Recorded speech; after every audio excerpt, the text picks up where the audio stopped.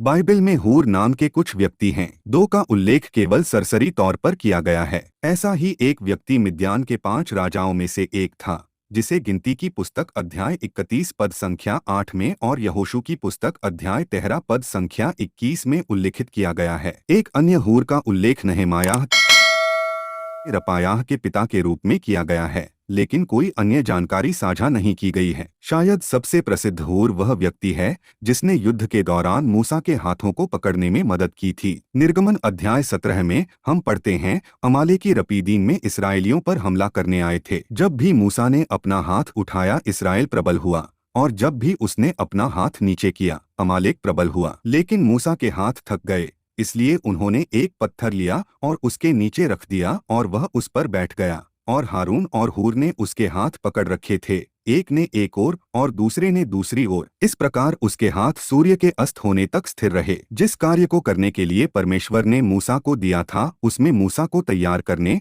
और उसका समर्थन करने के लिए हूर उसके साथ था। उसने ईश्वर की लाठी पर कब्जा नहीं किया और न ही वह स्वयं युद्ध लड़ने के लिए आगे बढ़ा। इसके बजाय हूर ने सैन्य जीत के लिए इसराइलियों की ईश्वर पर निर्भरता को और साथ ही उस भूमिका को पहचाना जो ईश्वर ने उसे भरने के लिए दी थी। वह मूसा का सहायक मित्र और वफादार सहयोगी था। वास्तव में हूर इतना भरोसेमंद आदमी था कि जब मूसा परमेश्वर से कानून प्राप्त करने के लिए यहोशू के साथ सिनाई पर्वत पर गया, तो मूसा ने बुजुर्गों से कहा, जब तक हम तुम्हारे पास न लौटें तब तक यही हमारे लिए प्रतीक्षा करो। और देखो, हारून और हूर तुम्हारे साथ है।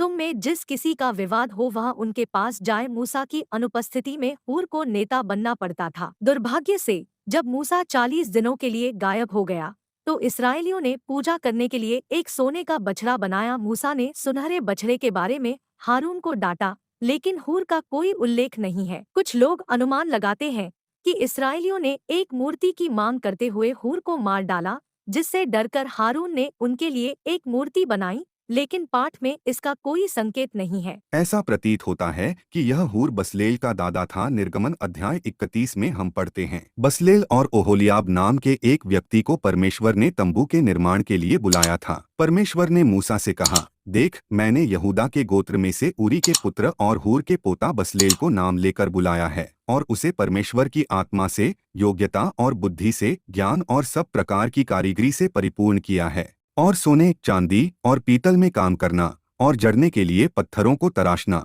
और लकड़ी को तराशना और सब प्रकार की कारीगरी में काम करना। और देख, मैंने उसके गोत्र में से अहीसामाक के पुत्र ओहोलियाब को नियुक्त किया है, और मैंने सब शूरवीरों को सामर्थ्य दी है कि जो कुछ मैंने तुम्हें आज्ञा दी है वे सब बना सकें। कालेब, जिसने गिनती अध्याय 13 में कनान की जासूसी की और यहोशू के साथ भरोसा किया कि परमेश्वर उन्हें देश में प्रवेश करने के लिए जीत देंगे, उसका हूर नाम का एक बेटा था। उस हूर का उरी नाम का एक पुत्र भी था और उसका बसलेल नाम का एक पुत्र भी था। वे भी यहूदा के गोत्र से थे। हालांकि घटनाओं के समझे गए कालक्रम को देखते हुए ऐसा लगता है कि ये समान पारिवारिक नाम वाले अलग अलग व्यक्ति थे। एक परिवार में साझा नाम असामान्य नहीं है, खासकर जब वे नाम सम्मानित लोगों से जुड़े हों। हूर के बारे बहुत से तथ्य पूर्ण नहीं है, लेकिन जिस हूर ने प्रार्थना के समय मूसा के हाथ पकड़े थे वह सही में परमेश्वर पर विश्वास करने वाला व्यक्ति था और सिर्फ मूसा के आदेशों का पालन करता था। दोस्तों, यदि आपको यह वीडियो अच्छी लगी तो हमारे चैनल नियर गॉड को सब्सक्राइब करें